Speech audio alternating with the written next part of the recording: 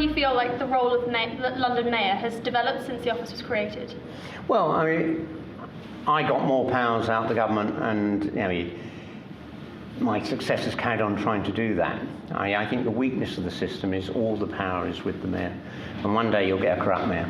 I mean, when the developer of the Shard wanted planning permission, I could just have said, well, I'll give that, but I want $500,000 in this Swiss bank account. And one day you'll get mayors to do that. I mean, at any one time, about 50 mayors in America are in prison for fraud. So I don't believe in the concentration of power. I prefer a council. So you've always got people watching your back and waiting for you to make a mistake so they can get rid of you. It focuses your mind. And do you think you'd ever rerun? No, I'll be 70 this summer, and I've got an 11-year-old and a 12-year-old, and I'm the house husband while my wife's gone off and trained to be a teacher. Okay.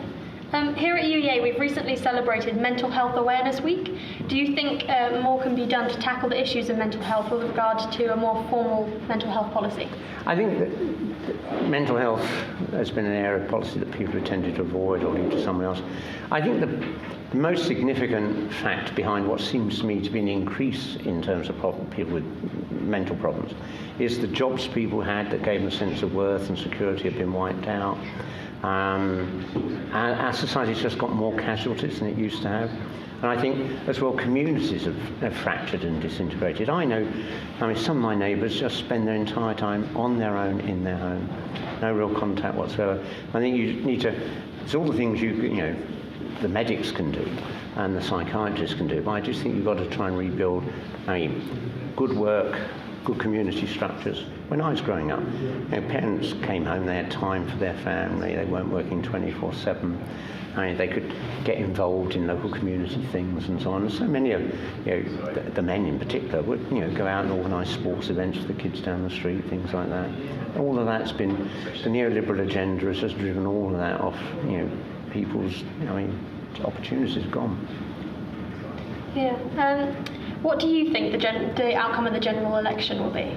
Ed Miliband will be the next Prime Minister. I'm absolutely certain of that. Just the question is, will there be a Labour majority, or will it be broadly a Labour SNP majority in Parliament? And what would you say to students who are thinking about voting?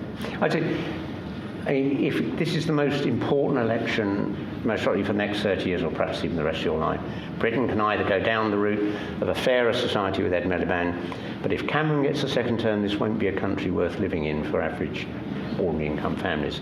The NHS will be wiped out. They'll introduce a sort of American-style private insurance policy. They won't build any council housing for people to live in. They are there just to serve an international elite of the mega-rich.